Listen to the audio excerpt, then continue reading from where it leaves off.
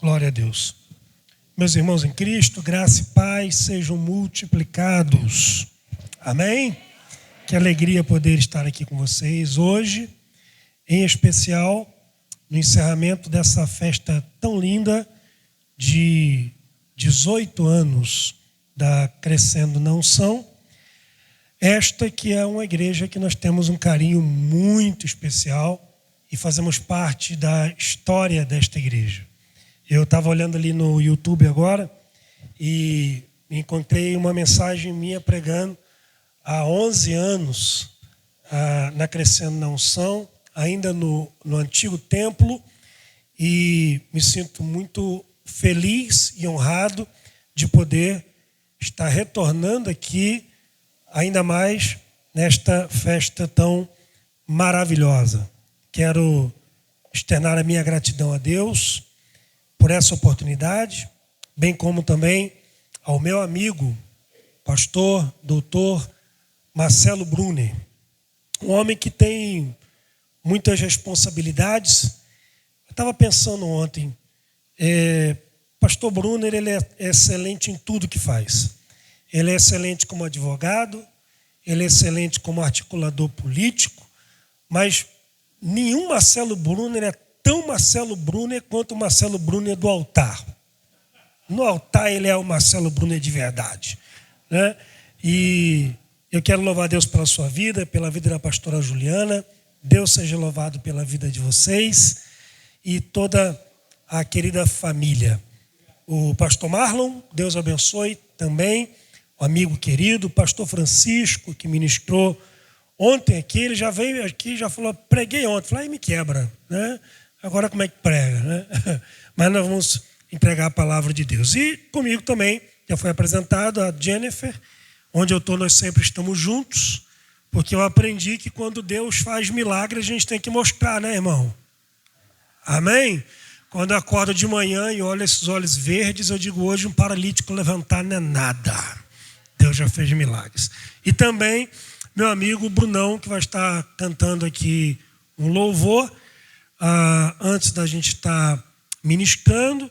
Mas eu quero também, pastor Marcelo, com muita alegria, apresentar aos irmãos esse livro que foi um presente de Deus. Eu estava ministrando dia 2 de novembro de 2024. Eu fui convidado para ministrar em uma conferência de famílias da Ordem de Ministros do Estado do Amazonas. E ali estavam cerca de 400 casais de pastores. E me pediram para ministrar 4 palestras. E as 4 palestras eu falei sobre Gênesis 1, 2 e 3, de onde nasceu a mensagem A Família Protótipo. O que é a família protótipo? É a primeira família, é a família de Adão e Eva. Então a gente começou lá na criação do ambiente familiar em Gênesis 1, passamos ao capítulo 2, são 190 páginas falando só sobre Gênesis 1, 2 e 3. Encerramos falando sobre o bote da serpente, a estratégia que o diabo usa para arrancar famílias do jardim, e concluímos o livro falando do último Adão, porque tanto o primeiro Adão quanto o segundo Adão, eles estiveram no jardim, um no Éden, outro no Getsêmani. A questão é que o primeiro Adão no jardim do Éden disse, seja feita a minha vontade e não a sua. E o último Adão, no jardim do Getsêmani, disse, seja feita a tua vontade e não a minha. Então Jesus, ele resgata o jardim para a família. Nesse livro, são 21 capítulos, mais de 50 pequenos estudos para você fazer com a sua família. A gente fala aqui sobre a Bíblia como manual, família protótipo, imagem e semelhança ao que é, sobre a criação, a essência do verdadeiro amor. Deus poderia ter criado Eva do barro, mas resolveu tirar algo de Adão, porque a essência do amor é o sacrifício, é a renúncia. Só tem Eva se Adão perder a costela. Falo sobre a essência da mulher. Já lhe ocorreu que o homem foi criado do barro e a mulher foi criada do osso, né? A primeira coisa que Adão disse quando viu Eva não foi ela é linda, ela é cheirosa, ela é maravilhosa. A primeira coisa que Adão falou quando viu Eva foi, ela é osso. dos meus ossos. Primeira coisa, Adão olha para a mulher e diz, é osso. E tem umas que é duro de roer, né? Mas no bom sentido da palavra, brincadeiras à parte, a costela de onde a mulher foi tirada, a costela é responsável pela proteção dos órgãos vitais do homem. Isso aqui tem um significado espiritual profundo. A gente fala sobre isso aqui. A estrutura da mulher, enfim, é um livraço que vai abençoar a sua família. Esse aqui já é do casal mais top das galáxias aqui de Campo Grande, pastor Marcelo e pastora Juliana, né? Amém? E você passe lá e adquira o seu depois. Vamos ouvir pastor Brunão louvando ao Senhor. Pastor Marcelo me deu essa autorização. E logo após estaremos lendo a palavra de Deus. Se você quiser já abrir, localizar aí na sua Bíblia, Mateus capítulo 25.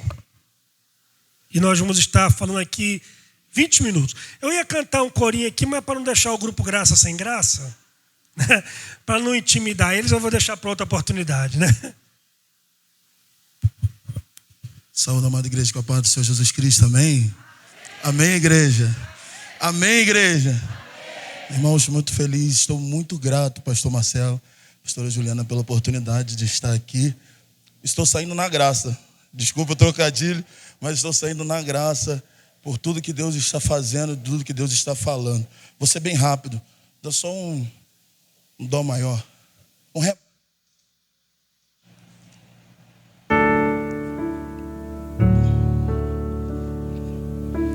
Nesses 18 anos, eu creio que você passou, ou vocês passaram, dentro desses anos nessa igreja, momentos difíceis. Mas se você está aqui hoje é porque esse momento difícil não te matou. Esse momento difícil não te parou. Porque dentro de você e dentro da minha vida eu tenho uma palavra que diz assim, Salmo 34, 19. Muitas são as aflições do justo, mas o Senhor os livra de todas. Teve tempo que você achou que ia acabar, que ia machucar, que ia te matar, mas o Senhor te livrou mais uma vez. Por isso, se você tem uma palavra para dizer para Ele hoje, agradeça a Ele dizendo, te amo, Deus, tua graça nunca falha, todos os dias eu estou em tuas mãos. Desde quando me levanto até eu ir deitar, eu cantarei a bondade de Deus. Se você tem vivido essa fidelidade, adore a Ele dizendo isso nessa noite. Oh Deus, nós te amamos.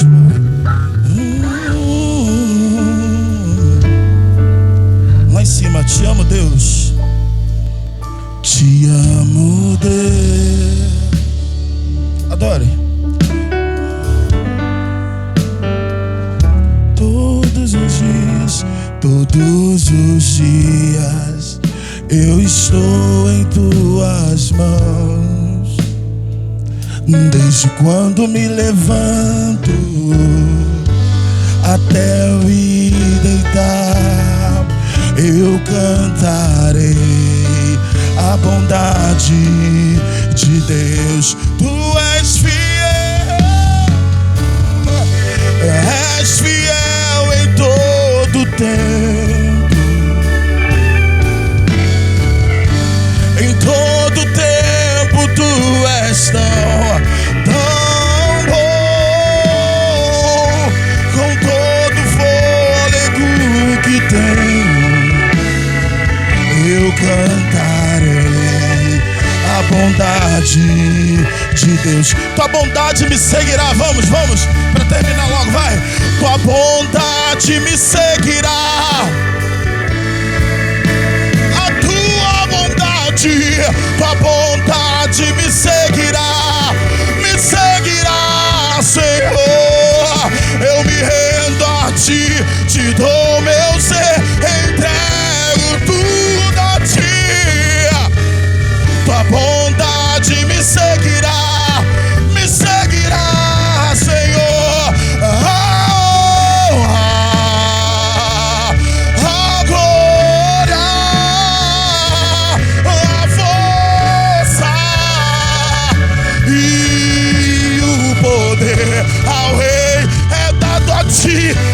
Jesus, todo poder e louvor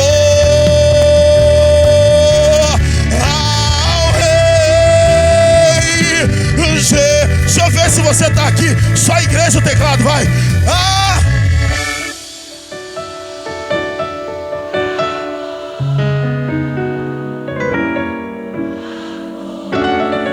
A força,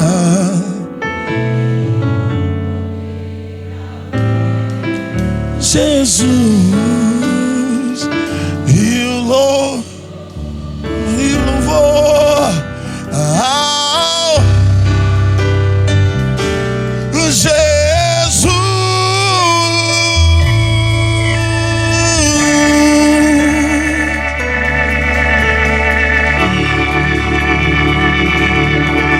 Glória a Deus. Mateus capítulo 25, versículo 14. Mateus capítulo 25, versículo de número 14. Se puder colocar na tela, na revista atualizada, eu agradeço. Mateus capítulo 25, versículo 14. Eu gostaria que você permanecesse, mesmo tendo aqui na tela, que você puder permanecer com a sua Bíblia aberta. A gente vai pensar aqui 20, 30 minutinhos sobre um princípio deixado para nós pelo Senhor Jesus. E eu tenho certeza que essa palavra é uma palavra de Deus para pessoas que estão aqui. Porque isto é também como um homem que, partindo para fora da terra, chamou os seus servos e entregou-lhe os seus bens. A um deu 5 talentos, a outro 2, a outro 1. A cada um segundo a sua capacidade. E ausentou-se para longe. O que recebera 5 talentos saiu imediatamente e a negociar com eles, e ganhou outros 5. Do mesmo modo, da mesma sorte, da mesma maneira, o que recebera 2 ganhou outros 2. Mas o que recebera 1, saindo, abriu uma cova e escondeu o dinheiro de seu senhor. Depois de muito tempo, voltou o senhor daqueles servos e ajustou contas com eles. Então, aproximando-se que recebera 5 talentos, entregou-lhe outros 5 talentos, dizendo: Senhor, confiaste-me 5 talentos. Eis aqui outros 5 talentos que ganhei. Disse-lhe o Senhor: muito bem, bem está, parabéns, servo bom e fiel. Sobre o pouco foste fiel, sobre o muito te colocarei. Entra no gozo do teu Senhor. E você diz amém. Quando Jesus começa a parábola, no verso 14, ele começa dizendo: porque isto é também. O que é isto? Isto é o reino de Deus. Em Mateus 25, no versículo 1, ele começa dizendo que o reino de Deus será semelhante a 10 virgens que tomam as suas lâmpadas, vão ao encontro do noivo. Logo que a parábola das 10 virgens termina, no verso 14, Jesus começa dizendo: isto é também. O também linka esta mensagem, ou esta parábola, com a parábola anterior. O que Jesus está ensinando é que a mensagem é a mesma, a mensagem é escatológica, a mensagem fala sobre os últimos dias, sobre a volta, o retorno dele. Tanto a primeira parábola quanto a segunda falam da volta do Senhor. A diferença é que a primeira, a mensagem é: esteja aguardando, acordada. A segunda é: esteja aguardando, produzindo. Então, se a parábola das 10 virgens fala de expectativa, a parábola dos talentos fala de produtividade. A questão não é se Jesus vai voltar. Que ele vai voltar é certo. A questão é o que nós estamos fazendo até que ele volte. Agora, é importante a gente entender que toda a Escritura, como diz Paulo em 2 Timóteo 3,16, é inspirada por Deus para ensinar, aconselhar, redarguir. Em outras palavras, toda a palavra de Deus, toda é Antigo e Novo Testamento, livros históricos, poéticos, proféticos, escatológicos, não importa o teor da mensagem, toda vez que eu leio a Bíblia, necessariamente, ela precisa ter uma aplicação pedagógica para o agora. Isso significa dizer que não importa quem disse, de quem falou, para quem está falando, nem mesmo se limita ao que quer dizer originalmente. Quando eu leio a palavra de Deus, ela tem que ser palavra de Deus para a minha vida hoje. Isso é o propósito da Bíblia. Então, eu não quero ser escatológico hoje, porque nem é a minha área, mas eu quero entender aqui com vocês o que Jesus quer dizer para Crescendo na Unção hoje, dia 16 de novembro de 2025, no encerramento dessa festa. Qual a mensagem de Jesus para nós hoje? Quais os princípios? O que ele quer falar conosco essa noite? A primeira coisa que Jesus ele nos ensina nesta parábola é que o Senhor desta parábola é um homem rico. Isso fica claro no texto. O versículo 14 termina dizendo que ele distribui os seus bens. Bens é dinheiro, é recurso. No versículo 15 diz que ele entrega 8 talentos aos seus servos. Eu sou meio curioso, pastor Bruno sabe, quando eu tenho dúvida eu ligo para ele para tirar alguma dúvida, para entender alguma coisa. E eu fui fazer uma pesquisa, eu descobri que um talento, o que é um talento, pastor? Talento aqui não tem a ver com habilidade, pessoa talentosa, não. Talento aqui é valor monetário, é peso de ouro ou de prata. E eu descobri que um talento de prata, se for de ouro, esquece, é 3, 4 vezes mais. Um talento de prata equivalia a 6.000 denários. Pastor, o que é um denário? Um denário é o salário de um trabalhador comum dos dias de Jesus. Então, um talento equivalia a 6.000 dias de trabalho. Eu fui fazer outra conta e eu descobri que hoje no Brasil, um talento equivaleria hoje, de prata, equivaleria hoje a cerca de 16 anos de salário mínimo. Ou seja, a pessoa teria que trabalhar 16 anos, sem férias, sem folga, sem gastar R$1 para acumular um talento, recebendo um salário mínimo mensal. Então, quando a Bíblia fala que esse camarada, ele tem 8 talentos, está dizendo que ele é um homem muito rico, um talento, R$221.000. Os 8 talentos, se for de prata, 1,7 milhões de reais. Se for de ouro, que a Bíblia não fala se é de prata ou de ouro, põe aí quase 5 milhões de reais. Então a primeira coisa que Jesus ensina para nós nessa parábola é que o Senhor é rico. E o Senhor da parábola é o Senhor Jesus, que é o nosso Senhor. Então a primeira coisa que Jesus está deixando claro para nós nessa parábola é que o reino de Deus não é um reino de escassez. O reino de Deus não é um reino de conta-gotas. O reino de Deus não é um reino de miséria. O reino de Deus é um reino de prosperidade, é um reino de riqueza. Porque o nosso Deus é um Deus rico. Diga essa boa notícia para 2 ou 3 pessoas perto de você. Diga, o seu Senhor é rico. Irmão, ele é tão rico que a Bíblia diz em Ageu que ele é dono do ouro e da prata.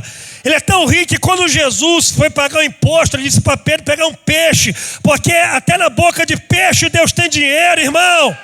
O nosso Deus é tão rico que 5 pães e 2 peixinhos alimenta 15.000 pessoas. O nosso Deus é rico. Ai, mas o Jesusinho era tão pobrezinho quando nasceu, teve que nascer na manjedoura, porque não tinha espaço no hotel, daqui não tinha dinheiro para pagar a diária.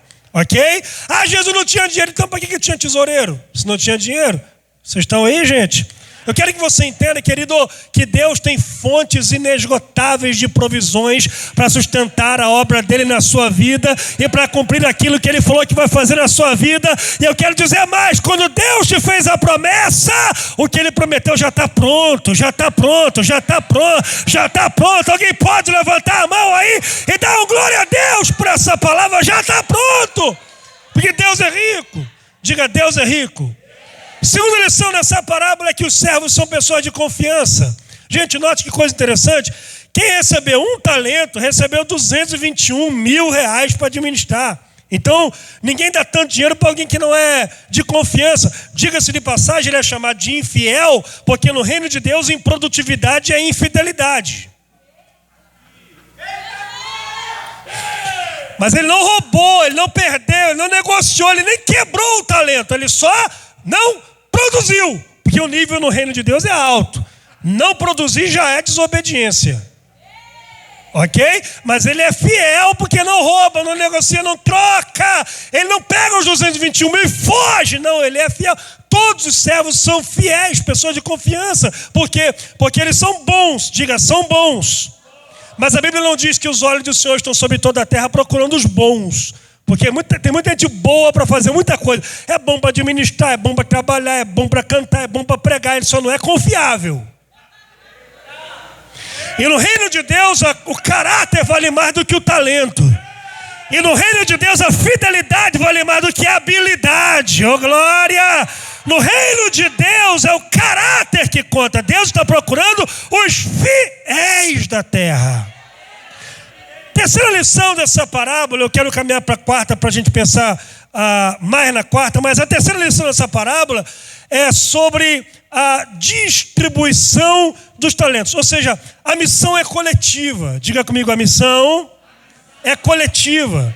Porque ele poderia ter pego os 8 talentos e entregue para o melhor e dito assim, você já é capaz de cuidar de 5, então leva os 8 logo e cuida. Mas não, ele entrega 5 para um, 2 para outro e 1 para outro. Por quê, pastor? Porque no reino de Deus, Deus nunca faz tudo através de uma pessoa só.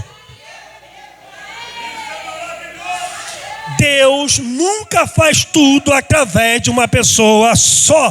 Deus sempre teve reis no trono, Deus sempre teve profetas no meio do povo, Deus sempre teve sacerdotes no templo, Deus sempre teve pessoas específicas em lugares específicos para cumprir o seu propósito em lugares diferentes, com perfil comportamental diferente. Olha que coisa interessante, eu prego há 25 anos, sou crente há 27, e há 27 anos eu li a Bíblia, nunca vi ninguém falar sobre isso aqui, então dá uma atenção para pegar. Quando Jesus fala dos 3 servos são 3 perfis comportamentais completamente diferentes. Vamos analisar o texto? Versículo 16, se você puder colocar na tela para mim o 16, diz que aquele que recebeu 5 talentos saiu imediatamente, diga imediatamente. Quando a Bíblia diz que ele saiu imediatamente, eu penso que o Senhor sai para um lado e a poeira nem baixa, ele já sai para o outro, correndo e negociando. Quem é esse cara aqui? É o hiperativo, é o proativo. Sabe, gente agitado, gente que você diz, vamos, quando vê, ele foi e tu ficou. Sabe, gente que não consegue ficar parado no culto, ele está aqui, ele vai lá fora, resolve a coisa, vem aqui, faz outra coisa. Vocês conhecem alguém assim? Eu conheço. Ele está resolvendo aqui, está fazendo lá. É gente que não precisa de muita pressão, não precisa cobrar muito dele. Você fala uma vez, ou às vezes nem fala, olhou para ele, já sabe o que tem que fazer. Proativo, ok? Esse é o primeiro servo. E o segundo servo, versículo 17 diz, olha que lindo isso aqui, gente. O 17 diz assim, e da mesma forma, diga comigo, do mesmo modo. Não, diga da mesma maneira, do mesmo jeito. Sabe o que é o segundo servo? Ele é o mais pé no chão. Ele vê o outro fazer para reproduzir aquilo que deu certo. Ele não tem intenção nenhuma de chegar primeiro. Porque o primeiro servo, ele é proativo, e quem é proativo acaba errando muito. Mas o erro para ele não é problema nenhum, porque o único fracasso na vida de alguém assim é aquele que ele não aprende nada. O único fracasso real na vida é aquele que você não aprendeu. Então o proativo, ele erra mais, mas geralmente chega onde o outro não chega. É o primeiro a chegar, é o pioneiro, o desbravador. E o segundo servo é mais pé no chão. Ele senta, vê o que deu certo e reproduz. Ele não tem o anseio de ser o primeiro, mas ele é ensinável. Ele é modelável. Aleluia. Ele vê o que dá certo e reproduz. Porque se você quer dar certo em alguma área da vida, você tem que andar com quem já deu certo. Quer ser um bom pastor? Fique perto do pastor que você quer ser. Aleluia. Quer ser um bom advogado? Fica perto de quem você sabe que tem sucesso na área. Ok? Quer ser bom em alguma área? Reproduza, modele, duplique a atitude daquele que já fez e deu certo. Esse é o segundo servo. Sabe uma coisa interessante do segundo servo? Ele tem menos da metade de talentos que o outro. O outro tem 5, ele tem 2. Mas ele não se vitimizou. Oi, vocês estão aí? Ele não se comparou, ele tem 5, eu também só vou amanhã. Não. Ele foi do mesmo jeito, da mesma forma, da mesma maneira. Ele tomou a mesma atitude. Eles são diferentes na quantidade de talentos, mas são iguais na fidelidade.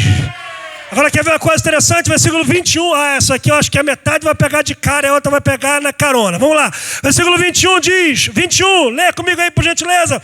Bem-estar, servo bom e fiel, sobre o pouco foste fiel, sobre o muito te colocarei. Entra pro gozo do teu Senhor. Isso aqui é o cara que trouxe 10 talentos. 10. Aí chega o outro que trouxe 4. Versículo 23. Bem-estar, servo bom e fiel, sobre o pouco foste fiel, sobre o muito te colocarei. Entra pro gozo do teu Senhor.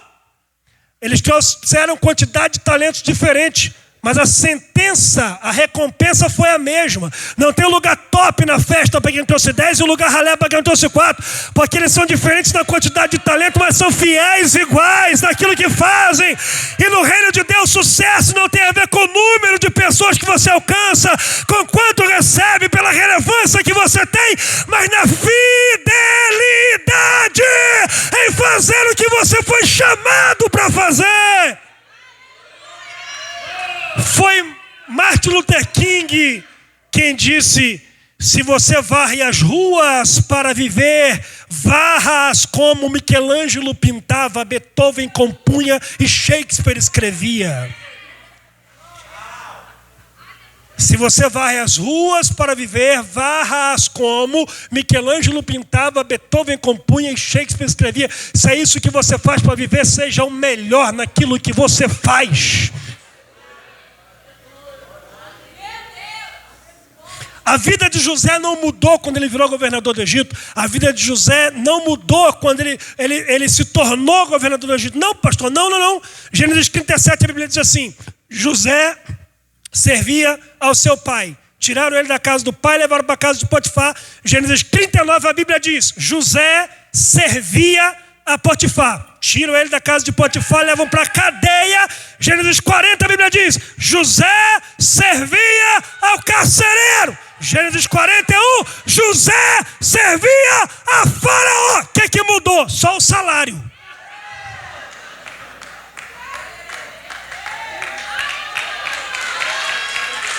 Pegou aí?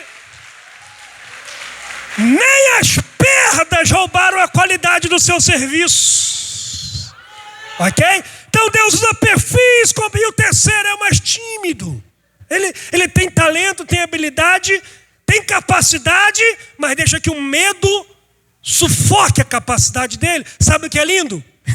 O mesmo Deus que chamou o proativo, o mesmo Deus que chamou o mais pé no chão, é o mesmo Deus que chamou o mais tímido. Todos eles têm funções específicas na obra de Deus, porque você não tem que ser igual a ninguém para cumprir o seu propósito. Você não tem que ser igual ao pastor Marcelo Bruno, você não tem que ser igual ao pastor Jonathan Félix, você não tem que ser igual à equipe Graça, não! Você tem que ser você no lugar que ele te colocou e cumprir o seu chamado. Do seu jeitinho, sabe? Tem um texto na Bíblia, em Atos dos Apóstolos 16, versículo 7. Se puder botar na tela aí, já estou caminhando para o encerramento, mas quem está ouvindo a voz de Deus, diga amém. Amém. Atos 16, 7 fala sobre Paulo e a equipe dele querendo ir para a Bitínia. E aí a Bíblia diz assim, pastor Marcelo, e o Espírito de Jesus não o permitiu. Irmão, quem foi que disse ide por todo mundo e pregar o Evangelho? Quem disse isso? Não, quem disse isso? Jesus. Agora a Bíblia diz que o Espírito de Jesus não deixa Paulo ir pregar o Evangelho em Bitínia. Paulo não queria ir para uma rave em Bitínia. Paulo não estava indo pular carnaval em Bitínia. Paulo queria pregar o Evangelho em Bitínia. E o Espírito de Jesus não deixou ir. Eu fiquei em crise com esse texto. Por que Deus não deixou o cara ir pregar o Evangelho de Jesus em Bitínia?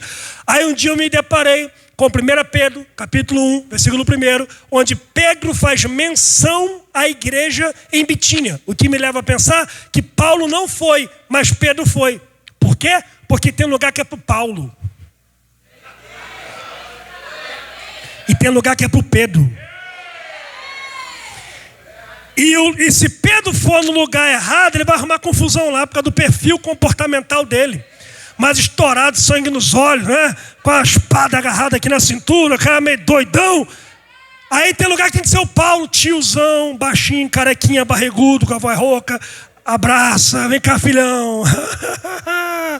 E tem lugar que se o Paulo chegar e falar baixinho, o pessoal vai dizer: o que esse cara está falando aí? Estou entendendo não? Tem que ser Pedro chegar lá com a espada na mão, ameaçando arrancar a orelha, metendo o pé na porta, dizendo: te converte, eu vou para o inferno, miserável.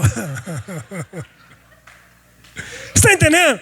Tem gente que é mais expansivo, tem gente que é mais tímido. E Deus te criou desse jeito porque Ele tem um propósito na sua vida, do jeito que você é, com a voz que você tem, com o seu perfil comportamental. Cumpra o teu chamado no lugar que Ele te colocou, do jeito que Ele te fez. A diversidade dos céus. Em quarto lugar, e eu encerro, mas quem está ouvindo Deus, diga amém. A distribuição dos talentos. Versículo 15 diz que a um deu 5 talentos, a outro 2, a outro 1. Bom, uma distribuição injusta. Por que não deu 9 logo, 3 para cada? Ou deu 6, 2 para cada? Não, ele pega 8 talentos, entrega 5 para um, 2 para outro e 1 para outro. Por quê? Qual critério Deus usa na entrega de recursos? O Senhor os entregou segundo a sua necessidade. É isso que está aí? Não, até porque Deus não responde necessidade, irmão.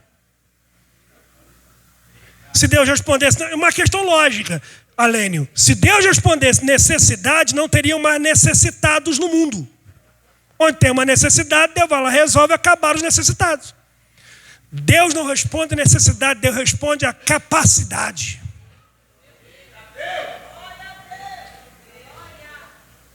A cada um segundo a sua capacidade. Eu gosto da expressão segundo a sua capacidade pessoal. Sabe o que o texto está dizendo para nós? Olha para cá. Deus não nos dá nada segundo a capacidade que Ele tem de entregar. Deus nos dá tudo segundo a capacidade que nós temos de receber e administrar. Porque Deus é rico. Vocês estão aí, gente? Deus é rico. Se Deus é rico, por que alguns têm mais e outros têm menos? Não é porque Deus ama mais um do que o outro. Ao contrário, se Ele pega 5 talentos e entrega para quem tem capacidade de 2, Ele esmaga o cara. Porque talento sem capacidade acaba te esmagando. Oi, vocês estão aí, gente? Amém? Então Deus nos dá segundo a sua a nossa capacidade. Diga: Deus não dá segundo o que Ele pode dar. Diga bem alto: Deus me dá segundo o que eu posso receber. Dobre atenção. Segundo Reis, capítulo 4, a viúva chega para Eliseu: não tenho marido, não tenho dinheiro, não tenho bem, meu filho vão ser levados escravos.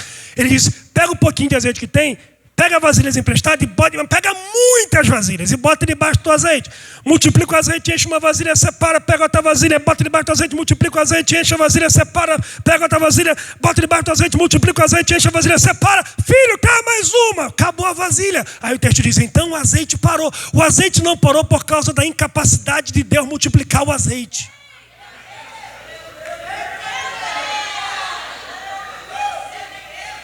O azeite parou por causa da incapacidade dela de receber o azeite. Porque se você é um copo com 200 ml, não adianta querer jogar 1 litro nele.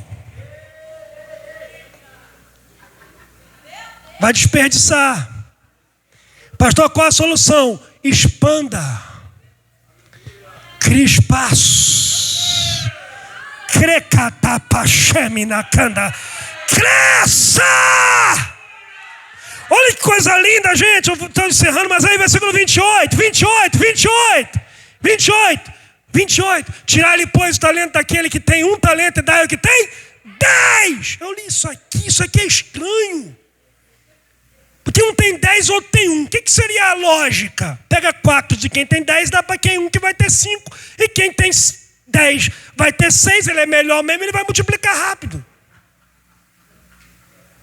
Mas não, Deus manda pegar do que tem 1 e entregar para quem tem 10. O reino de Deus não é comunista.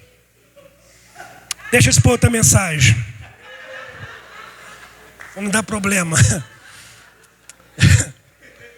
Por que ele manda pegar do que tem 1 e entregar para quem tem 10? Porque se pega 4 de quem tem 10 e entrega para quem tem 1, vão ser 5 talentos enterrados. O cara tem medo de lidar com 1, como é que vai lidar com 5? Mas se pega o 1 de que tem 1 e entrega para quem 10, vão ser 11 talentos multiplicados, gerando emprego, produzindo valor à sociedade, investindo no reino de Deus. Ainda vai dar um emprego para aquele que tinha 1 ainda. Vocês estão aí, gente? Amém? Separe o dinheiro do mundo hoje. Separe hoje, 16 de novembro de 2025, o dinheiro do mundo em partes iguais. Amanhã, dia 17, tá todo mundo com o mesmo dinheiro na conta. Daqui 3 anos, quem era pobre vai estar mais pobre e endividado. E quem era rico vai estar mais rico e abençoando pessoas. Vou descer o nível. Pega 10 mil reais e entrega para alguém que tem uma mentalidade próspera. Ele vai investir, vai negociar, vai comprar, vai vender. Em 3 meses ele faz 100 mil, 200 mil com aqueles 10 mil. Pega 10 mil e entrega para alguém que tem uma mentalidade de escassez. Ele vai correndo na loja comprar iPhone. Dá um glória para ninguém dizer que é tu, irmão. Por quê? Porque Deus dá segundo a nossa capacidade. 3 áreas, vou fechar até a Bíblia. 3 áreas na vida que nós precisamos crescer. Para quem quer receber, eu estou sendo boca de Deus aqui. Para quem quer receber mais de Deus, você precisa crescer em pelo menos 3 áreas. Primeiro, cresça administrativamente, porque Deus odeia desperdícios. Cresça na sua forma de administrar seus recursos. Você está se enrolando, ganhando 3 mil, como é que Deus vai te dar 10?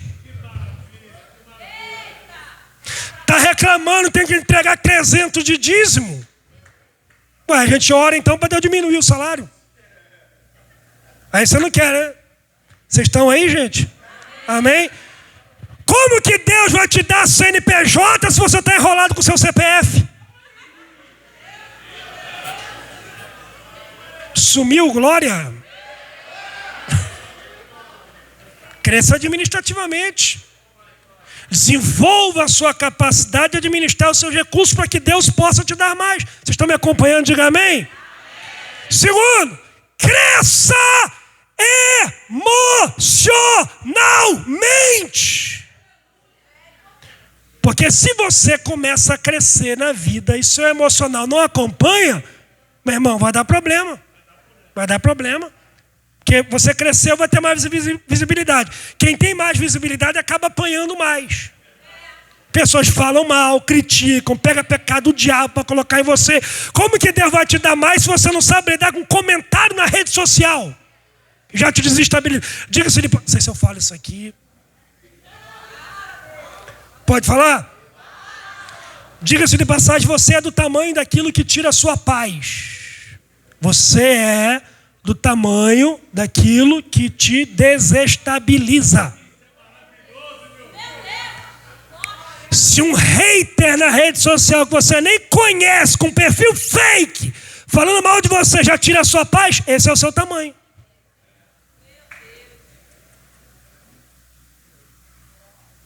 Qual o seu tamanho emocional? Como que Deus vai te dar mais? Irmão, eu fico pensando, se Pedro recebesse a crítica de Atos 2, vocês estão bêbados, 10 da manhã, antes de ser cheio do Espírito Santo, ter o seu emocional tratado. Ia virar uma carnificina.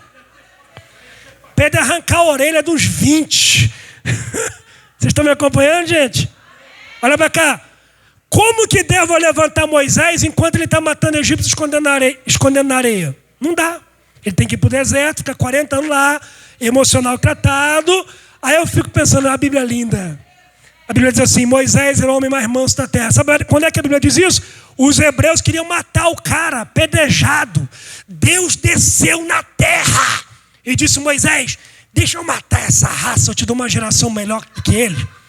Se Moisés fosse uns líderes desequilibrados como eu conheço por aí, ia dizer, Senhor, é de Deus esse negócio, hein? O Senhor está sendo usado hoje, em Deus de Deus. Está forte a revelação, hein? Não é que eu sonhei ontem à noite com isso? Todo mundo morre no deserto. Mas não, o emocional dele foi... Oh, glória! O emocional dele foi tratado. Porque ser levantado sem ser curado é se tornar uma máquina de ferir gente.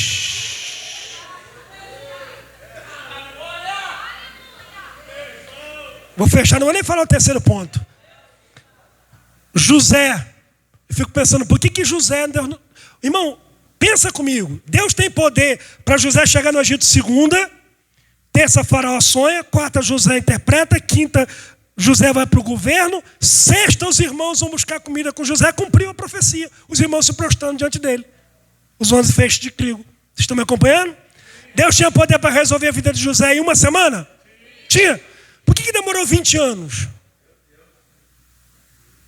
Porque, dobre atenção, porque se José chega segunda, Faraó sonha terça, José interpreta quarta, José é levado ao governo quinta, sexta-feira os irmãos vão buscar comida, sábado José fica brincando de jogar irmão do poço, tira irmão do poço, vende irmão para cá, vende irmão para lá, pendura irmão de cabeça para baixo, dá chibatada no irmão.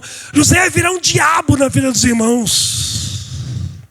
Só que o tempo passa, aí, oh glória.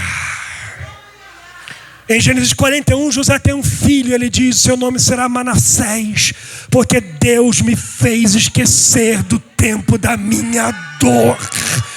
Aí no capítulo 42, os irmãos podem chegar, porque ele está pronto. Aqui você entende por que Deus ainda não cumpriu a palavra na sua vida. Porque Deus ainda está querendo tratar o seu emocional. Tem áreas na sua vida que tem que ser desenvolvidas antes de Deus te entregar tudo que quer te entregar. Alguém está aí? Diga amém. Em último lugar, e eu já passo a palavra. Mas você está ouvindo Deus? Diga amém, irmão. Cresça espiritualmente. Por quê? Porque os lugares altos, pastor Marcelo, os lugares mais altos, é onde a investida do diabo é mais intensa. Onde é que o diabo tentou Jesus, irmão? No alto do monte e no alto do pináculo. Porque se você pensa que é difícil lidar com fracasso, é porque você nunca teve que lidar com sucesso. Lidar com sucesso é mais difícil que lidar com fracasso. Por isso Jesus teve que ser cheio do Espírito Santo antes de ir para o deserto. Agora, note uma coisa interessante. Quem leva Jesus para o deserto é o Espírito de Deus. E quem leva ele para o monte é o diabo. Mostrando para nós que nem todo deserto é o diabo que leva e nem todo monte é Deus que conduz.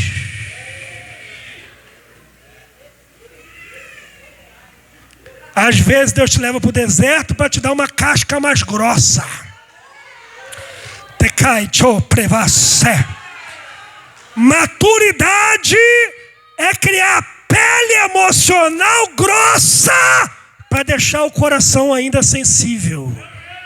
Não deixar se afetar por tudo que chega. Ok? E às vezes é o diabo que leva para o monte para te derrubar de lá. Vocês estão me acompanhando, gente? Então cresça espiritualmente. Cresça espiritualmente para quando Deus te levantar, você possa dizer, foi Deus que me trouxe aqui.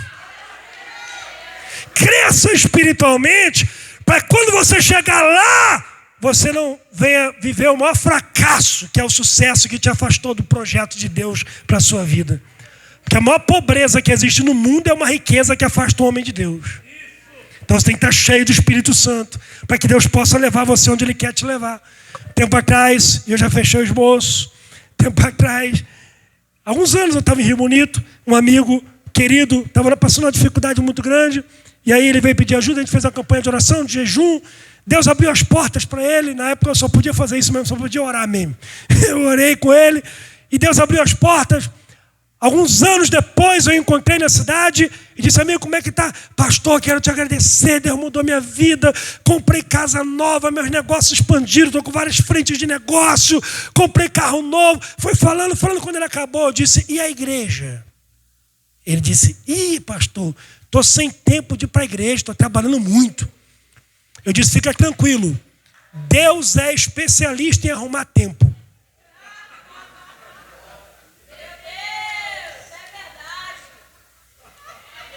Mexe com o irmão do lado e diga, Deus é especialista em arrumar tempo. Que Deus abriu a porta, essa porta te afastou de Deus, Deus fecha a porta. Porque Ele prefere te ver sem a porta do que perder você para a porta. Deus prefere ver você sem isso do que perder você para isso. Deus abençoe, meus irmãos, em nome do Senhor Jesus. Aplaudo o Senhor por essa palavra. Obrigado, meu pastor.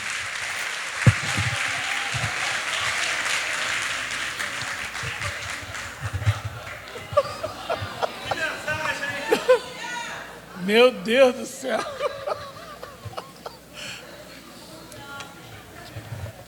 Foi ele que vinha pregar aqui no nosso 7 de setembro. Porque 2026, Jailton, falei para a Ju, nós já temos o tema para 2026. Será o ano do recomeço, de recomeçar. Sonhos, planos, projetos que ficaram parados. É tempo de recomeçar. Amém. Tem que ter coragem. E nós vamos retornar com o nosso 7 de setembro. Amém. Eu quero estar aqui. Não, você vai estar aqui. Você vai estar aqui com a camisa verde e amarela e tu vai ministrar para nós aqui. Amém. Porque quem não sabe, o 7 de setembro a gente tira para falar sobre cultura na veia. Falar daquilo que o Brasil produz, aquilo que o Brasil fez na cultura. E ele veio pregar aqui várias vezes. Vem cá. Um amigo que Deus me deu, um mestre por excelência, mestre de uma capacidade de pensar absurda. Crescendo com muita alegria. Vamos dizer?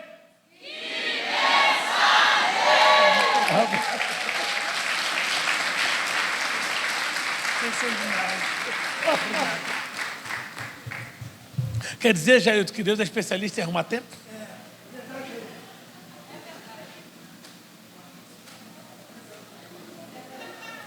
Tem gente que vive dando justificativas. Deus é especialista em arrumar tempo. Eu quero chamar aqui